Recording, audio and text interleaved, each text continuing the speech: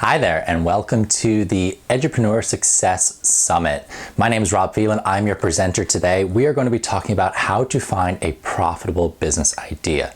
So I'm so glad that you joined me on this very first day of the summit, because this is where you're going to learn how to find a business idea that can make money, and you can then use this idea as you go through the rest of the week. So you can say, all right, I'm going to approach all the rest of my sessions that I'm going to do with this new business idea that I'm thinking about, or you can use it to evaluate your own business idea that you already have, see is it a good one, will it make money, and then take it through the rest of the week. There's going to be so many presenters this week that are going to have amazing ideas on how you can develop your business, whether it is an online business, a physical product, a service that you're going to provide, or whatever you end up doing. There are so many possibilities out there. There are ideas everywhere, as I like to tell my students. As I said, my name is Rob Phelan. I am a high school math and personal finance teacher. I teach in Maryland, and I love to help people start businesses. This is my passion. So I'm also the author of The Simple Startup, A Beginner's Guide to Starting Your Own Business. And we're going to be using a lot of the framework from that book today in how we approach finding a business idea. So if you're seeing if you've bought my book before, or you've looked at some of my stuff online, you may see a lot of overlap with what's going on here. But just so you know, there is going to be a lot of amazing content in today that you maybe won't find in the book. If you're interested in checking that out, it's at www.thesimplestartup.com. And I would encourage you to have that tab open anyway, because I'm going to reference a lot of resources from that site as we go. As I said, I'm a teacher. I didn't start as a personal finance or an entrepreneurship teacher. I started as a math teacher, and when I got asked by my school to teach a personal finance class, that's when I really started diving into, okay, how does money work? How do I take control of my money? And part of that equation, so when we think about taking control of our money, a lot of times we think about saving, like cutting down expenses. There's another side to it, which is increasing income. And I know as teachers, a lot of times we don't see ourselves as having a very high income job, and that's what draws us to entrepreneurship. We want to increase that income. We want to create that space so that we can start building wealth for ourselves. And I saw that same path as well, and that's when I started getting into entrepreneurship. I started different side hustles. And a side hustle is just something that you're going to do alongside your main job. So if you're saying, I'm going to continue as a teacher and then I'm going to start something on the side, that's totally awesome. If you're thinking, I'm leaving teaching, or I've already left teaching and I want to start my own business, that's going to be my full-time, career job, whatever you want to call it, equally awesome. Congratulations on making that step. It's really up to you how you want to approach being an entrepreneur. Essentially, anybody can be an entrepreneur. It's not something that's reserved for the elite. It's not something that is a genetic predisposition that you have. It's a muscle that we flex. And I love telling my kids about this. They come to me with these barriers to why they can't start a business. They're like, I don't have money. A business needs money to get started, right? Absolutely not. I don't have the gene. My parents didn't start businesses. I can't start a business. I hear the same argument with math. It's not true. Growth mindset people, we can learn anything that we want with enough time, practice, and motivation. The time. Now, this is the one that's a genuine concern for a lot of people. Teachers, we're busy. We got a lot to do. We got planning, grading, relationships, parenting. We're everything. We wear so many hats. And finding time and space to run a business is going to be one of the challenges you will face as an entrepreneur. And it's something that you can face. It's something you can overcome. It's all about finding the right business to fit your lifestyle and what you want your life to look like. So we don't want to add a huge workload to our plates that's going to suck all of our time. Our family suffers, our teaching suffers. We want to find something that fits in our existing lives. And that's going to be part of today, is finding that right idea. So yes, it needs to be profitable, but it also needs to be the right idea for you. And that will look very different to someone else who is watching this video, or even the teacher beside you in your building. And then the final one is this feeling that, I have to invent something completely new to start a business. And that's a very common misconception about entrepreneurship, that they're inventors. They're coming up with this brand new, never seen before idea. They bring it to the market, they make their millions, and that's an entrepreneur. False. Anybody can do this. You can take any thought, idea, strength of yours and turn it into a business. It just has to be something that is slightly different to what's out there already. That's it. You can take an existing business that you're like, oh, you know what? I really like that business. I could do that. What would my spin on it look like? And boom, you've got a new business. So there's going to be a lot of ways that we can approach finding a business idea. And that's going to be a big topic for us today.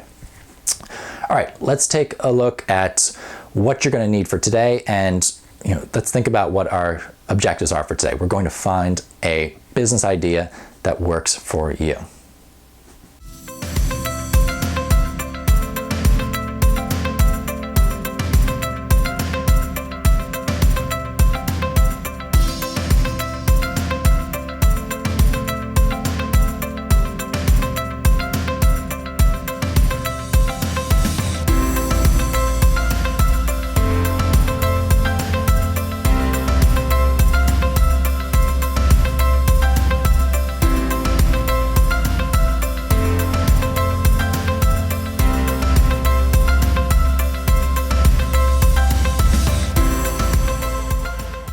Welcome back. So we're going to talk about how to find this business idea that's going to be the one you want to do, and it's going to help you make some money as well.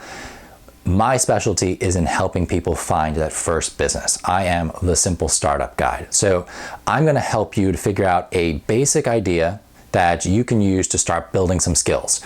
So if you have already started multiple businesses, awesome. Take what you're hearing in here, apply it to your next business idea. There's so much we can learn from this, whether you are a seasoned entrepreneur or you are brand new to the space. My specialty is helping people who are brand new to the space get started, but there is still so much to learn along the way. So let's talk about why. Why are you starting a business? And the most common answer I get is, well, to make money, duh. And that is where you will fall down if that's the only reason you are starting a business. It's kind of like the student who is in your class and you ask them, well, why are you in school? And it's because my mom makes me or my dad makes me. And yes, there is a why there, but it's a really weak why. And it often doesn't yield the best performance from our students. Our business is going to kind of be the same. You need to have a better why for doing your business. And really what it comes down to is a business should be about serving people. So you need to find a group of people that have a problem, and then you need to solve that problem. You need to provide a solution that is exactly what they need, and they're going to jump and say, yes, please take my money. That is what's going to make a successful business.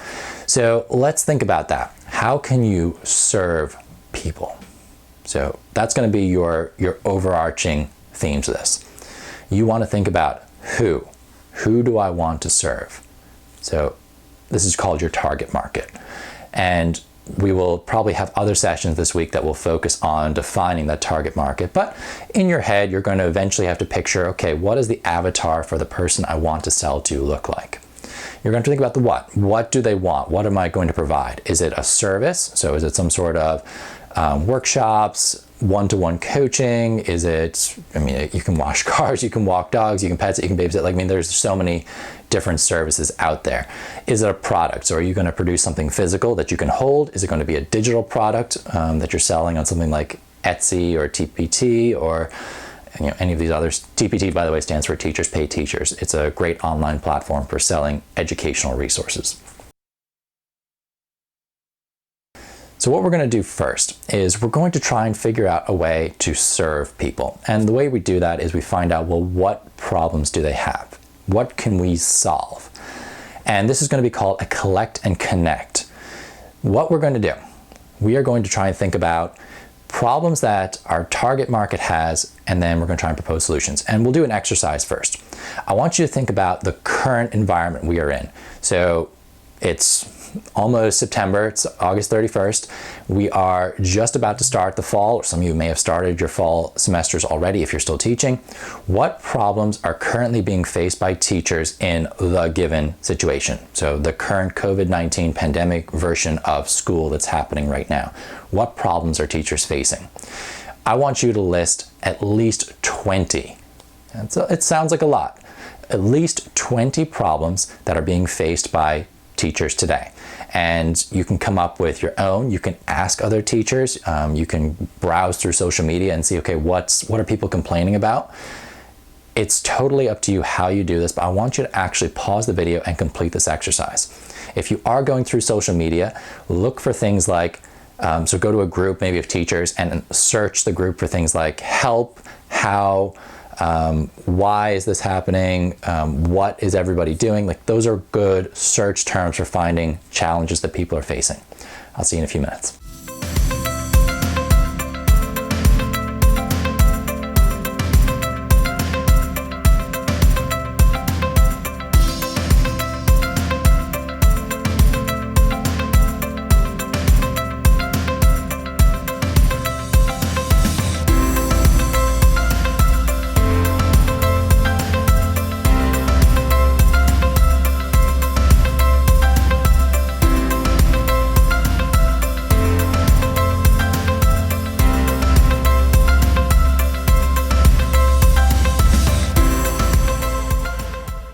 I want to show you what my example for this would look like. And this is a very abbreviated version, just to give you an idea of what you're going to do with all these business ideas once you have collected them.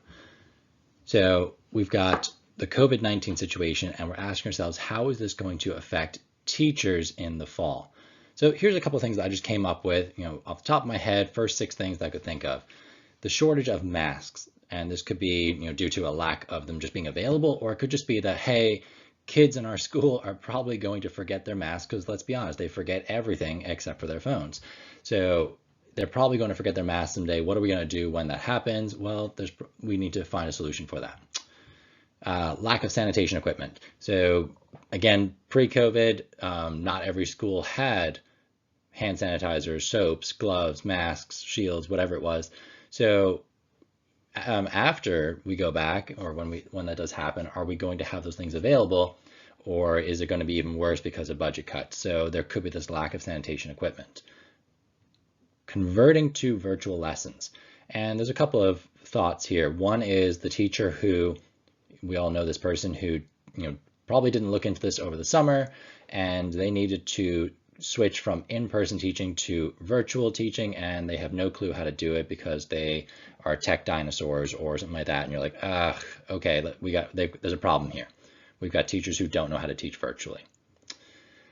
Building student relationships. This is going to be a big challenge that a lot of us are going to have to find ways to overcome if we are 100% virtual, or even if you're face-to-face, because the way that we are going to interact with our students is going to be different, and the way they interact with each other is going to be different. How do we foster strong student relationships between the students and also between the teacher and the students? Not understanding technology, and this kind of goes back up to that virtual lessons point. So let's assume that the first one is teachers who just need to convert in-person teaching to virtual, and they don't know how to do that. Second one is just technology in general. So we've got a lot of tech issues and a lot of new technology that's going to be thrown at us that we are going to be expected to use in the classroom, and we need to figure out how to do that. And then finally, I wanted to address this one, the childcare concerns. This is a concern across the board for most parents, never mind teachers, but let's imagine, you've got a teacher who is also a parent, they've got kids at home, they are teaching in a school where they're face-to-face, but their kids' school is not face-to-face, they're virtual, so those kids are at home during the day. And there's a problem here, or everybody's at home and you're trying to teach at the same time that your kid is supposed to be learning, and so on. What we do now, so here's my 6 problems I listed. You've listed over 20. We want to try and propose a solution to each of these problems. It doesn't have to be a business idea. Just what would the solution to this problem particularly look like? So let's dig into what mine would be. Shortage of masks, sew your own, or buy in bulk. So if it's the teacher themselves has a shortage of masks, we can show them maybe how to sew their own, or you could sew a bunch and bring them in. Or if you have the option to buy in bulk, this could be you or the school, buy a bunch of masks in bulk and then give them out as needed. The lack of sanitation equipment. Let's learn how to make our own. So how do you make your own soap? How do you make your own hand sanitizer? Could a CT department make face shields or something like that? Converting to virtual lessons, well, let's just share pre-made lessons, or let's form some sort of co-op where teachers are going to create virtual lessons and then share them with each other. Building student relationships. Let's again share strategies for how to do that. So let's come up with strategies and share them across the board, and make that a big focus for our upcoming school year. Not understanding technology, we could do some virtual workshops. You've probably seen a lot of those coming up in your school district already, or through public education centers across basically the internet. So that's definitely a way to solve that problem. And then child care concerns. What about a child care co-op in your community? Could that be a solution for this? I'm seeing it pop up a lot in my community at the moment. Now, the next step is, what would the business version of these ideas look like? And at the same time, is there an idea up here that could solve multiple problems? So looking at my 6, is there any idea that could potentially solve a bunch of these problems and not just one? The reason why, the more problems a idea solves, a business solves, the more valuable it is to the customer, so the more likely it is to be successful. So when we're talking about a profitable business idea, we are looking for business ideas that solve as many legit problems as possible being faced by our target market. So in my case, I went with the sharing the pre-made lessons.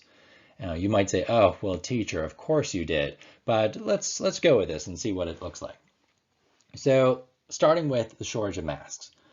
I'm thinking, okay, well, the make your own could apply to masks, and it could also apply to sanitation equipment. What if we sold lessons on how to make your own mask and sanitation equipment? It could be a very fun project for, pretty much any class could try and make something out of this. So if you're talking about a, CTE department, so that you might have like a textiles class, well, sewing is right up their alley. But I'm a math teacher. Maybe we could talk about like, all right, let's talk about buying equipment and materials in bulk, and then how you divide that, and accounting for the financial side of this particular venture that we're doing for our school.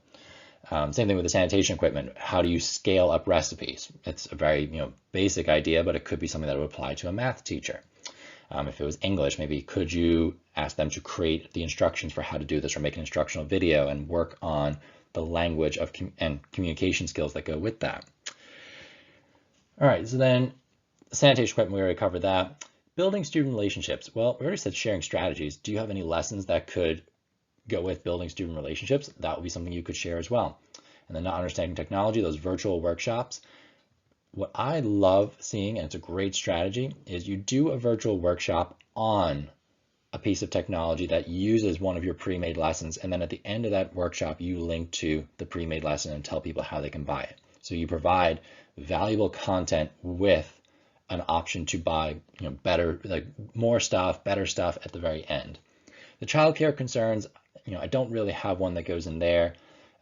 You could have some sort of lesson that could be sent home virtually to parents. You could say, all right, you need to work. Here's a lesson that you could give to kids, and it'll keep them busy while you're working. It's stretching it a little bit. So the fact that I was able to find one that deals with 5 out of my 6 problems is a pretty good idea. So I will be looking at, all right, I'm going to sell my digital resources on Teachers Pay Teachers, or Gumroad, or Etsy, or Amazon has a digital platform as well where you can sell digital products. And that's how I'm going to run my business. I'm going to create lessons, and then I'm going to make sure those lessons are in relation to the problems that teachers are having. So we can go very niche. We can say, okay, we're going to talk about lessons around COVID-19, and there are going to be for multiple departments, different types of classes. Or we could say, I'm going to make math lessons that are related to all of these areas. It depends on what market you want to go for. In our case, we were looking at teachers who were being affected by COVID-19 in some way. You can go back and do a collect and connect now for your actual business idea. So what you want to think about is who. Who do I want to serve? Is it other teachers? Is it parents? Is it students? Is it administration? Are you getting out of the school environment altogether? Like, you want to do a business that's not school related? I get that, because I know sometimes thinking about school outside of school is the last thing you want to do. I did a tutoring business for a while, and I realized, the last thing I want to do when I finish the school day is more teaching, because I needed something different.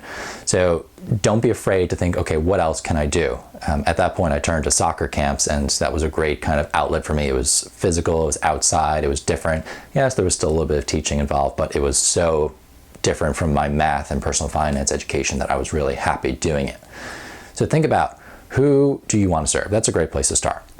Once you've got it, start asking yourself, what are their problems? And this is when you actually go out and ask them as well. So if you're saying, I want to provide solutions for people in my community, my area, you have to get out there and ask them, okay, what problems are you having? And let it be pretty general, like what problems you're having, let them tell you, and then start seeing, can you connect different solutions that would work to solve those problems and what the business version of that would look like. If you're providing an online product, so say you want to sell digital resources to teachers. Well, what type of teacher are you talking about? Let's start there.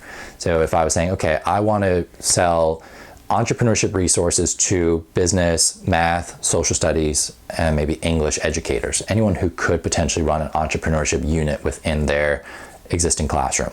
I would go to those teachers and I would ask them, what are the challenges being faced by you in the classroom? And I could even narrow it down to, like, with regards to teaching an entrepreneurship unit. So I could get very narrow focused, which is something you probably should do. And then hear those problems, look at them and say, okay, what solutions can I propose that would solve these problems? Because as soon as you provide a solution that solves a problem, there's a reason why somebody should buy your product. Versus if you just make something, you're like, oh, you know what, build it and they will come. It doesn't really usually work that way, because you probably haven't answered anyone's specific problems well enough that they want to buy it. If you're building something that solves a problem for you, there is a good chance that there's somebody else out there with that same problem. And that's one way of doing it, but it doesn't quite guarantee that, yes, you've got a profitable business idea. So if you are solving a problem that is common to a lot of your target market, you're pretty much onto a profitable business idea right there, at least at the beginning stages. So the second strategy I want to talk about is a mind map. Now, this is a really fun exercise to do, and it's really hard sometimes to do it the first time. You are going to basically spill out as many different thoughts as possible in a short space of time. So you've probably done some sort of mind mapping in school. Like, I know it's a very common teaching strategy, but in case you haven't, bear with me, it might look a little different to what you are thinking about. I know my English teachers out there are probably really good at this, because it's a great way of writing an essay. Like, get all your thoughts on paper, group them, find common areas, and then write your paper. For us math teachers, maybe not so much. I don't think I've really used mind maps in my lessons very often. What you need for this activity: you're going to need some pieces of paper, or if you have them, ideally Post-its. So what I have is like access to a million Post-its. They're all over my house, they're all over my classroom, in every color you can imagine as well. So this was a very easy exercise for me to do at home. And when you see the video that I show you, you'll see the different color Post-it notes. You can also just get like squares of paper, scraps of paper is fine too. If you have like sheets of colored paper in your classroom or in your home, you can just kind of cut those up. Squares is nice, but it can be any shape you want pretty much. You can hand tear it too. You just need these to act as placeholders for different thoughts. So you're going to need overall 5 of these different categories. We're going to have 5 categories, and I'm just recommending about 10 per category. So it's about 50 Post-it notes total. That's why that was the approximate number in the materials needed section. Each one is going to have a label. So in the case of the first one, it's going to be strengths. And then we'll have our 4 other categories. So likes, resources, problems. Each of those gets their own Post-it note. And then the final one is ideas. If you are dealing with the same color paper, so you're dealing with like white paper, all you need to do is, like, for 10 of them, put a little S in the top corner, 10 of them put an L, R, P, and I. So you just know which ones go with what category. Then I'm going to take these Post-it notes and I'm going to give myself 2 minutes on each one. I'm going to write down as many strengths as I can think of for myself, as many things that I like to do. So what are my interests, my likes, the resources that I have available to me. These can be people, these can be things, these can be access to services. You're looking for things that are uniquely available to you or would help you with your business. So for people, who do you know that's got skills that would be willing to basically lend you those skills?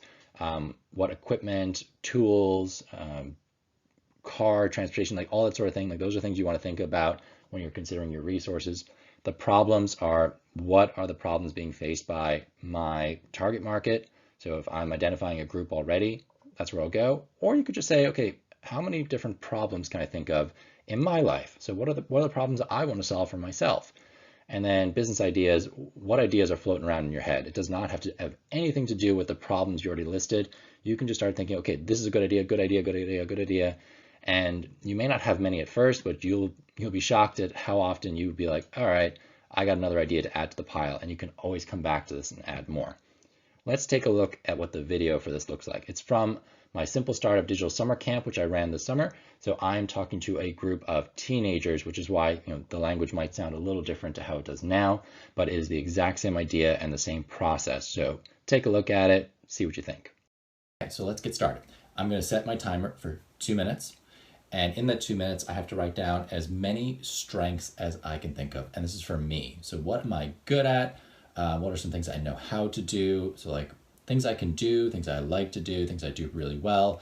Remember, this is one of those ones where you could ask friends or family, hey, like, what do you do well? I know we're doing a 2-minute brainstorm quick, but at the end of this, you can always go back and ask other people, hey, what do I do well? What would you ask me for help with? That sort of thing. Those are good questions to find out what are the things that you're good at doing. So let's set our timer. And I got 2 minutes. You probably can't see that, but I got 2 minutes on the clock, and I'm ready.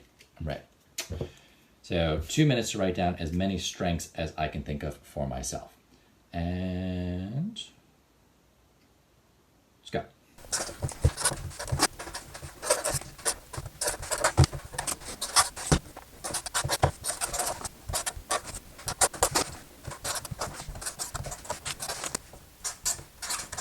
All right, there's my time. So I'm gonna finish that last thought, put that out there. So what I got so far, I had working with kids, athletics and fitness, breaking down complicated topics, business advice, math, speaking in public, tutoring, talking to people, so strangers, I'm like, you can put me in a room and I'll talk to anybody, entrepreneurship, personal finance, making PowerPoints, doing graphic design, soccer, and writing. Those are things that I wrote down. Now, there are obviously some things that I'm missing. Like when you put a 2-minute timer down, you're just like, I'm throwing out ideas here. You're gonna forget some stuff, but that's totally okay. Like you can always come back and add to this later. We're gonna move on to the next one. And the next one is your interests. So things that you like to do. And there may be some overlap with things you're good at. You'd kind of expect that. Like things that you like to do, you probably are good at as well. Don't be afraid to write them down a second time and give yourself that 2 minutes to get as many of these thoughts down as possible. All right, ready? And let's go.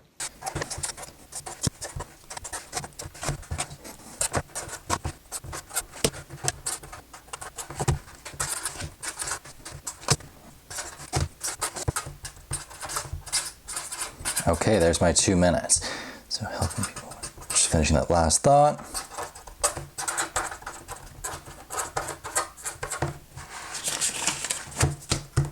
Okay, so that time I've got things like movies, making graphics, math came up again, education, talking about money. I'm very passionate about soccer, love soccer. Told you guys that once before. Man United is the team I support. I love coffee, I like being outdoors, I love being a dad. I like playing video games. FIFA, by the way, that's my game. I love playing that. I like finding new technology, things that make things more kind of exciting, interesting, convenient, whatever it is. I love talking to interesting people, new people as well, like just meeting lots of people, seeing what they do different to me. Is there anything that I should take on? I have a couple things I missed. I love listening to podcasts. I like reading books. So like there's things here that I didn't think of, and it's okay to kind of come back later and finish that off. Next one up. Resources. So things that you have available. Now this could be stuff, it can be people, it can be access to like different networks, just kind of advantages that you have in your life that you could that you could use in a business. And they could be things that other people have as well, but they could also be things that others don't have, like what's unique to you. So let's set our timer again for 2 minutes. Ready? Not ready. Ready, and let's go.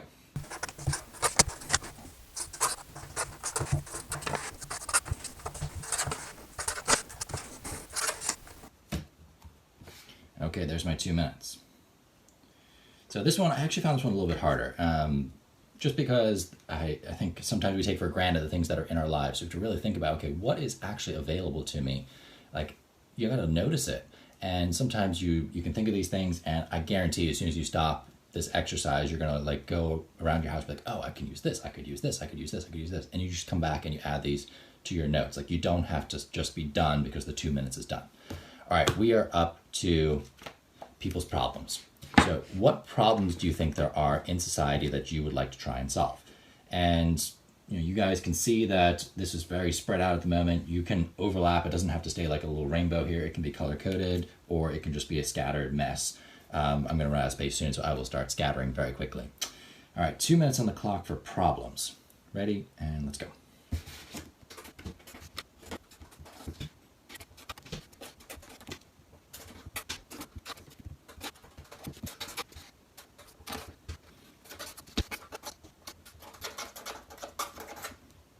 Okay, there's my 2 minutes. And again, this one's a hard one because you have to, you think you know what people's problems are. And there's two ways to approach this. You can just say, okay, generally what are problems that I'm hearing, seeing around me, or think of a very specific group of people. Like, is it your friends, your family, is it your community, is it the world in general, is it your country? And what are the problems that you hear about for them? Once more, come back and add to this as you go. All right, so last one up is going to be our ideas. Okay, so 2 minutes on the clock. These are just business ideas, things that could be floating around in my head or that I've seen other people do. I'm like, oh, that's kind of cool. Or just things that maybe as I've been doing this could be potential solutions that are popping up. Whatever you're thinking, 2 minutes, write down everything you can think of. These are not the limit. This is not the limit on the business ideas we're going to come up with. We will do another round where we start mixing these together. Ready and go.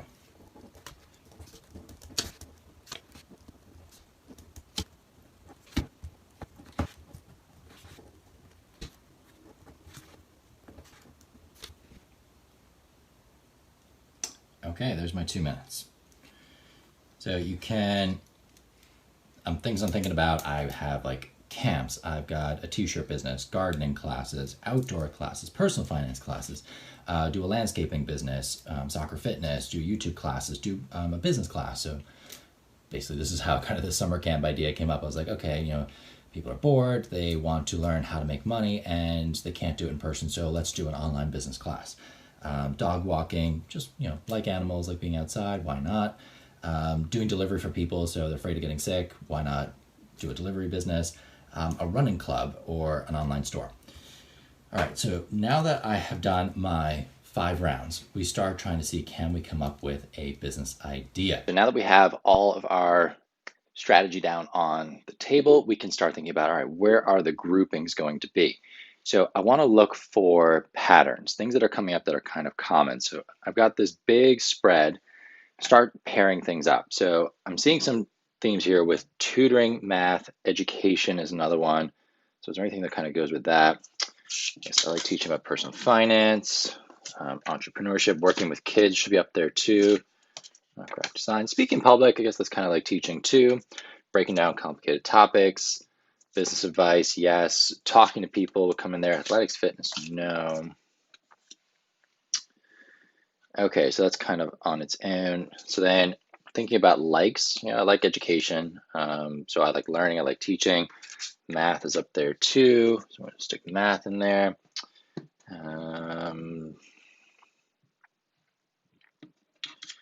Making graphics, I'm going to start a second little kind of thing in here. So graphic design seems to be another theme that's popping up. Like that kind of comes in with DIY as well. So you can see like I'm starting to just make groupings here on how things are looking. Athletics fitness seems to be its own sort of thing as well. So I'm going to sort of throw that down here too. I'm going to move it once I got some more space. So we got soccer, running's in here as well. So with soccer, I'm a big fan of Man United. Being outdoors, soccer, new technology. I guess that can kind of go with that graphic design part. Movies is sort of on its own. It's like, I like movies, I like TV, but I don't know where they're going to quite fit yet. Podcasts, could make an educational podcast. I guess TV, you could talk about like a YouTube TV as well. talking to interesting people. It kind of goes with podcasting and education. Being a dad, well, it's kind of on its own. Video games, sort of on its own. I don't think I'm going to design a video game anytime soon, but that'd be a really fun thing to do. I always want to design a board game too. Talking about money, yes. So personal finance, business advice, money. Helping people with their businesses, that would go up there too. Coffee. Maybe I do like a coffee in the morning podcast, something like that. Okay, so that's all of my likes, interests put in there. We got PowerPoints, go with graphic design, writing. Kind of put that, maybe it goes up here with podcast writing, because usually you have a written component as well. All right, so now I'm into my resources. Which resources do I want to use? So for podcasting, we would have microphone, camera. I guess a phone would go in there too. This is currently being recorded on a phone, and then I've also got camera going on. Access to a car, living in a nice area. I don't know. I'm going to put that with the outdoorsy stuff because that's kind of something I like. The car thing, I don't really know where that's going to go yet. Same with cheap gas, but I'm going to keep those together. Having access to a publisher. So for the simple startup, I have a publisher that I work with. Not quite sure where that's going to belong right now, but keep it on the table. So the swivel camera, that's what this is currently being recorded on right now. That's a camera that if I were to walk around, I could set it to track me around the room. So I use it when I teach sometimes. It'll like follow me around the room and has a microphone built in as well. So I'm gonna put that up here with the podcasting part. Choosify. So I work with Choosify. I have access to a lot of their resources. I'm gonna put that with the podcasting part just because it's something that I could use very easily there. Laptop would go up there too, though it also belongs kind of in the graphic design. So I'm going to put it in between the two of those. William is my tech guy, so anything I have tech related, I can ask him about. So I'm going to put that next to laptop. Same with Rocky, he's kind of helpful on the business side, so I'm going to put him over here. School contacts, so like if I want to do something educational, I have a lot of school stuff that I can work off of, so I'm going to put that up here with my tutoring stuff. Fast internet. Sure, that kind of goes up there with doing any sort of these podcasts or video channels, something like that. Athletic gear and soccer stuff, so it's kind of coming back to this outdoorsy fitness sort of theme. All right, so far I'm seeing 2, maybe 3 kind of ideas popping up. I've got this tutoring idea, some sort of podcast or video channel, like something techie related there, and then I've got an outdoorsy and there's a kind of a graphic design pile popping up here too. So maybe 4 ideas at the moment. Going into people's problems. So do problems fit into any of these? Would any of these kind of solve problems? So isolation, people want to talk to each other, be around each other. The outdoorsy thing might help with that. Maybe if I did some sort of like soccer fitness, that's kind of something I've always thought about doing. I think that's one of my business ideas. Yeah, soccer fitness. So if I wanted to do some sort of fitness camp for soccer, that could work in there. So I've already picked up a business idea and plopped it in there, but that's totally fine. You don't have to do these in one particular order. So people not being safe. So that kind of goes with both these, like social distance, activities that you can do, regular activities being canceled, same thing. Stores being closed, so you can't really do your normal stuff. I kind of want to go with the entrepreneurship side though, so maybe that's sort of breaking down people's ability to work. So I'm going to put that up there with entrepreneurship. Schools closed, so it kind of goes with regular activities. No official sports leagues, so kind of down in sports again. People not having a lot of money for things. I'm going to put that in the entrepreneurship one in personal finance. Lack of face masks, that kind of goes with people not being safe. People being bored. I mean, any of these could solve that problem. Like there's just any business idea will potentially help with that. But I'm gonna think about like maybe working with kids, the tutoring, the entrepreneurship stuff, not enough time. So that would be something that maybe like, is there one of these that's gonna help people with their time management, or it's gonna combine multiple activities into one, it's gonna take something off their hands. I'm gonna go with up here in the tutoring part. It could solve it a little bit. Like if people don't want to teach kids themselves, they could hire me to teach their kids for them. Want to work but no jobs, entrepreneurship. Don't like remote learning. Ooh.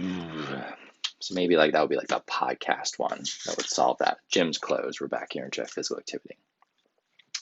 All right, I'm going to try and spread these out a little bit more because it's starting to get a little crowded. So we've got this athletics, people not being safe. So yeah, that's going to come live over here.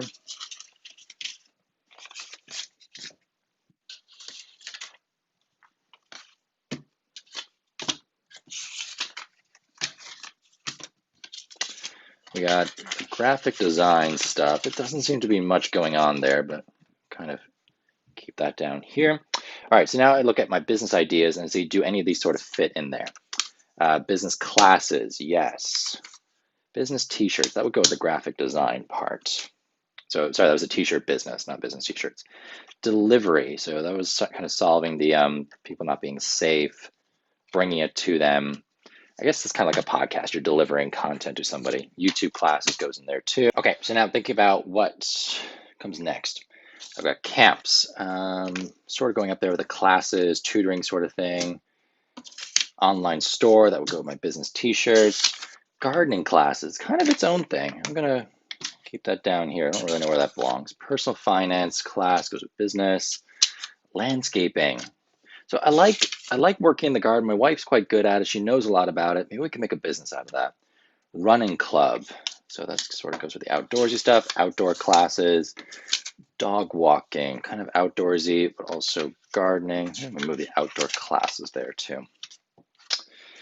All right, so that leaves me with my piles, and I'm starting to see some themes popping up here. What I want to do first is kind of remove things that maybe like I'm not super interested in for a business. So like math, I'm not quite looking to do any tutoring right now. I do plenty of that during the school year. So I'm going to take that one out. Like math, not quite what I'm looking to do right now. I'm starting to see some themes pop up though. So I've got some sort of like online t-shirt store.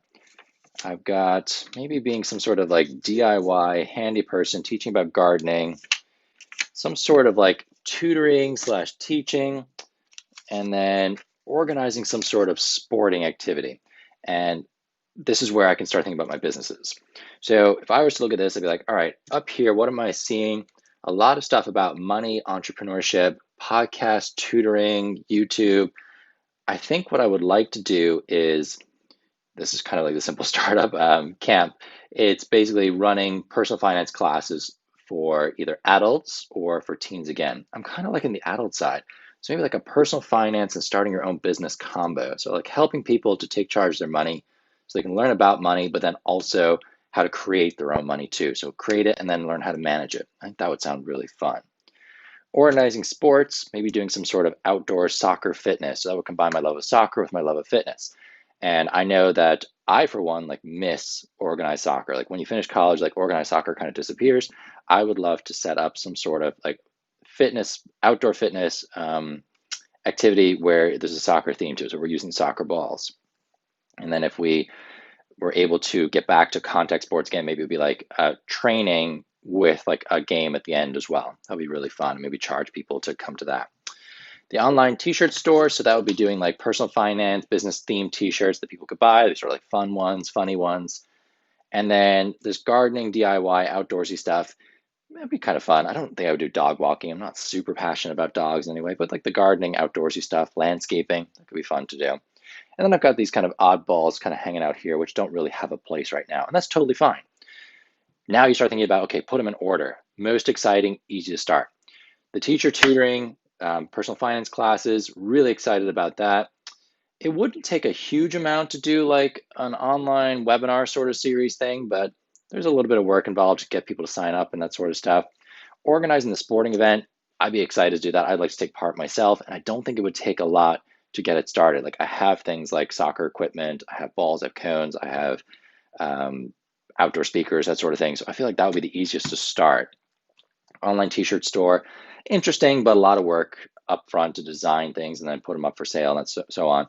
And the gardening, it's probably the one I'm least excited about, and it would take a little bit of work to get started.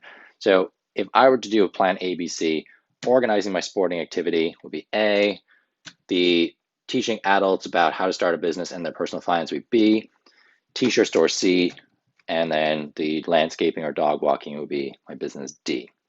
All right, that's a mind map, guys. That's how it works. Try it out for yourselves, see what you come up with, and you can always go back, add more Post-it notes to your pile. You can do this multiple times, and each time you'll probably come up with something slightly different. It is a lot of fun to try it and see what you can come up with. All right, so you've got two potential strategies there for figuring out a business idea. And if you're looking for more, I've got a bunch more. There's a free preview of my workbook that I've included with this lesson. Check it out. There's a whole series of steps that you can do for figuring out, okay, what's a good idea for me? And I highly recommend you check those out. Next up, how do I know if it's a good idea or not? I've got like a big series of ideas. How do I rank them? How do I figure out which one I want to do? And there's a couple of categories that you want to think about here. First one, are you excited by this idea? If you're not excited by it, if it doesn't really like get your brain going, you're like, oh, you know what? I'm really into this. I can see myself doing this. I want to put my energy into it. That if you don't have that, it's not a great idea for you, because you have to think about, you're going to be doing your full-time job potentially. You're going to have to come home. On top of all your other responsibilities, you're going to have to carve out time to work on your business. If you're not excited about it, it's going to fail, because you're not going to dedicate the time to getting it up and getting it moving. So if you're not excited about it, pin it, keep it for later. How much time is it going to take? So in a simple startup, this is what I advocate for my kids and anyone who's doing a beginner business, like your first business, start simple.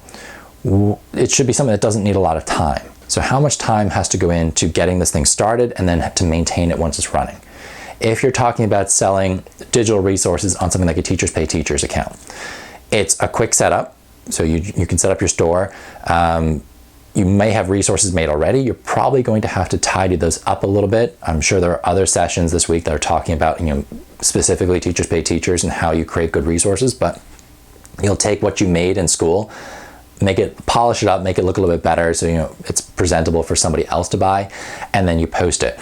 So it's not a huge amount of time that goes into it, and then actually once it's up, there isn't a lot of maintenance to it. You have some advertising that goes, promoting it on social media and such, but you don't have to physically update the resource very often. Hopefully not at all if you've done a good job the first time around. So it can be a good business for teachers to do. If you're talking about a workshop, it's a one and done thing. Like you may have to prep for it, but once it's done, you've got it. And hey, if you recorded it, maybe you can reuse that recording, release it in the future and still get some money off of it as well. So looking for things that are not going to kill your time and you're excited about. Cost, your first business should not cost you a lot of money to get started. Because we want to start low risk. So by having your money in a business, it's a high risk thing. If it fails, you lose money. If it's a low risk business, you haven't put any money into it, then you're free to take some chances with it and see where it goes. And if it fails, oh well, let's try something else. So don't be afraid to go cheap to start. I'm looking for free things that we can do, and I'm going to talk about this in a second.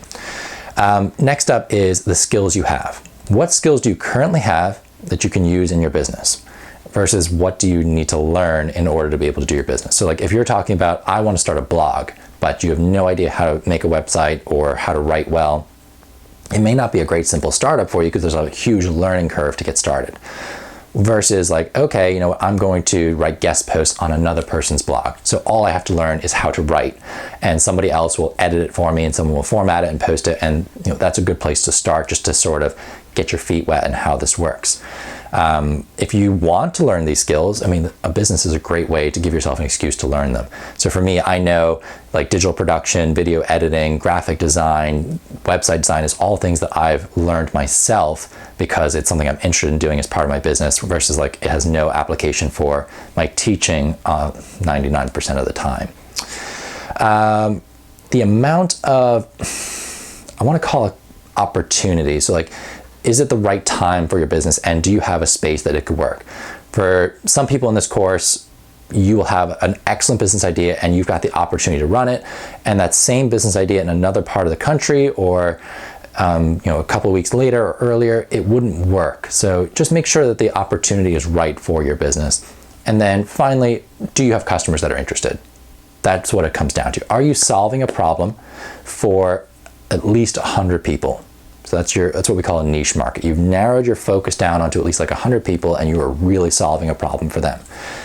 If so, and you're thinking, yes, it's not going to take too much time, it's not going to cost too much money, I can make this work, you've got your business idea. And then I want you to think about like having a plan ABC. So if the first one doesn't work, you can move on to the second one. And if that doesn't work, you can move on to the third one. We'll try and adapt your business ideas to make sure they work, but just in case, you've got something to fall back onto.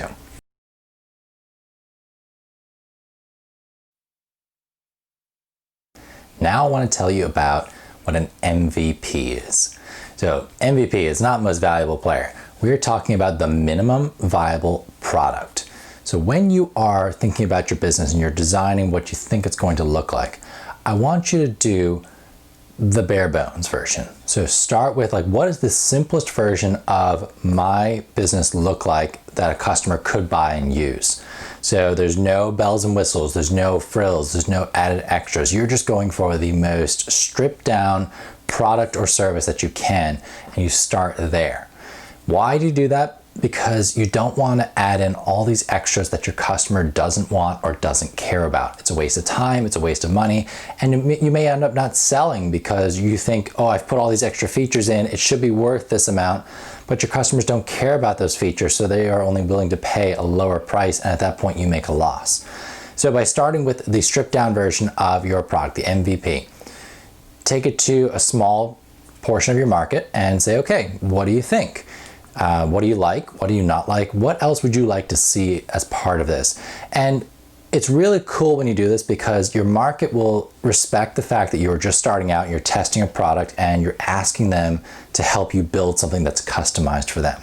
So if we're talking about that very narrow focused market, like say 100 people who you really want to meet their needs, by asking them what they want, you will produce a product or service that is going to be exactly what those people want, and they're going to rave about it. They're going to be like, yes, this is what I want. Take my money. Please take my money. Give me this.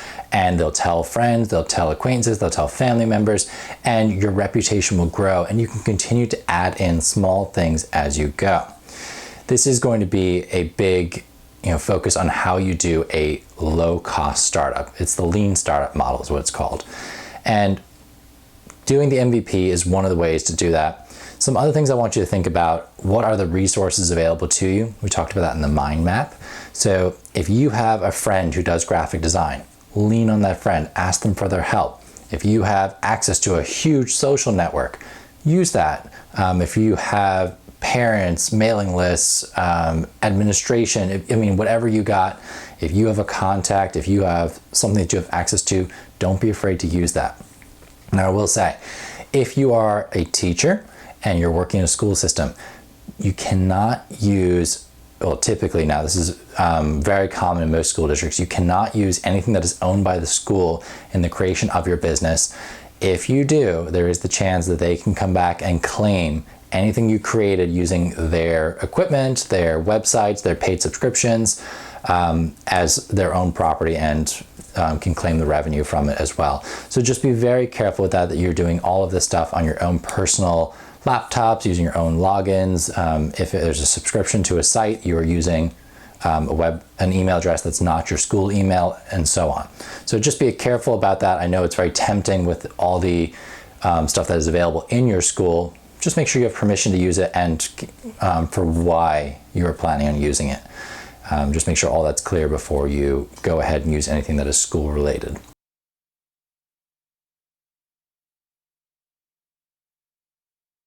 So I want you to look for ways to get your product out there without bells and whistles for selling as well. So if you're thinking about selling a digital resource, what are some cheap, free ways you can do that? You can email people in your network and be like, hey, what do you think of this? Would you be willing to pay for it? It's $5, send me a PayPal or whatever it is, and we'll sell that way. That could be a very quick way to find out, yes, I've got something that I can sell. There are sites like Teachers Pay Teachers where the free version you can set up and start selling straight away, but they will take a larger cut of whatever you sell. It may be worth doing that in the beginning to figure out, okay, do I have the ability to sell something? Am I creating something that people actually want? Now that can be a hard one because until people start finding your store and you build a reputation, it can take a little while to build traction up for that. So you'll have to do a lot of promoting to get your store up and running. Use free promotion tools, like get your social network game going. If you have friends who have large followings of people who are in your target market, ask them, hey, would you be willing to either post a review about my business on there, or let me do a guest post, or would you be willing to highlight one of my products, and so on. Like anything like that that you can get for free or really cheap is something that you should think about doing. I heard a story once about someone who was thinking of opening a bakery or a baking business, and they were thinking like, okay, I'm gonna go find a building, I'm gonna kit it out with all of the ovens and everything I need to be a bakery, and then I'll get started, I'll start selling. And they would have been thousands in the hole before they even got to sell their first item. Different way to approach it. Find a bakery that's closed. Most bakeries open really early in the morning. Find one that's closed in the afternoons or evenings and ask the owner, hey, can I rent the space from you? Or can I make some stuff in here, sell it in your store, and I'll give you a large cut of the profits for it. So you want a small amount. It lets you practice, perfect that recipe, make sure people actually want what you're selling. Same thing with a restaurant. Could you find a restaurant that's closed in the evenings and say, hey, can I open your restaurant in the evenings under a different name, and I'll give you a rent or part of the profits or whatever it is. Like, find low risk ways to get your business going. That would be my best advice for you. That way, if it fails, it doesn't matter. And then it gives you a lot of freedom to say, okay, you know what? It doesn't matter if this fails, so I can try a lot of different things. I'm not putting everything. The house is not going into this business, so I'm not at risk of losing everything if this doesn't work. So I can try some stuff out. I can take my time. I can test and design over and over and over again. So the final thing I want to talk to you about is finding that community. And I know the topic is about finding a profitable business idea, but having a community behind you where you can discuss your ideas and get honest, reliable feedback is going to be so important for you. Customers will give it to you. Your family, your friends, probably not. You ask them, you say, hey, I'm going to start this business. They'll be like, yes, that's the best thing in the world. It's so cool. I will definitely buy that. And it can sound great until you ask them to pull out their wallets and buy something. Family will typically buy from you anyway, if it's something that they can use. But if you can get a stranger to pull out their wallet and give you money and say, yes, I want what you're selling, you're onto something. A community of people in the same position will give you similar feedback. Like they've no incentive to sugarcoat things for you, or they don't stand to profit from it anyway. So if you put some ideas out there, they will tell you what they think. I'm sure there's going to be a community for this particular summit, but if you are looking for another one, the Simple Startup community is a great place to go for anybody who is thinking like, okay, I'm a teacher, I want to start my own business. Can I get some feedback? So it's a community made up of other teachers who are also either teaching entrepreneurship or who are entrepreneurs themselves, and it's a great place to put some ideas out there and figure out, okay, am I onto something here? On that point, if you are somebody who wants to teach this to other kids as well, like you're thinking, okay, I want to get into this, I would love to bring this to my students as well. One of the best experiences I've had is starting a business right alongside my students, and we problem solved through all of the different situations together, and I was able to model it for my students. It was so fun. So if you're thinking about that, that is also a good place to go, where you can get tips and tricks for how to teach entrepreneurship to students in your classroom. All of this can be found at facebook.com/groups/The Simple Startup. And most of the resources that you can use to help you with your business can be found at thesimplestartup.com. There's one I really want to highlight, and that is the Business Snapshot. So the Business Snapshot is kind of like a business plan, like almost as if you got the cliff notes of a business plan. It's going to be the document you use to basically take a quick picture of what your business is going to look like. And you identify all the key things you need, and it just gives you a direction to follow. So I'm going to include a copy of this Business Snapshot. I'll give you a digital version, one that you can print and one you can fill out digitally, that you can use to kind of get your business idea going. Totally included with this. I'll post the link. It's on the Simple Startup page, and you will be able to download it there and use it to help you get your business going.